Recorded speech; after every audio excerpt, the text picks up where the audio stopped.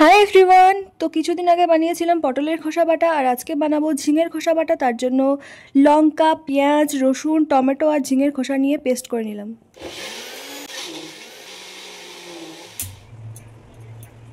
তারপর একটা কড়াই নিয়ে নিলাম, কড়াইতে দিয়ে দিলাম সাদা তেল আর অল্প পরিমাণ সর্ষের তেল। আমরা বেশিরভাগ সাদা তেলই ইউজ করি রান্নার কাজে, বাট এতে সর্ষের তেল না দিলেই নয়, তাই অল্প দিয়ে দিলাম।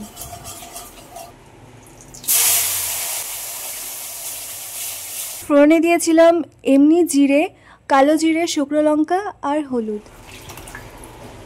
আর মিক্সিং জারে যে পেস্টটাও লেগেছিল সেটাও একেবারে জল দিয়ে ধুয়ে দিয়ে দিলাম।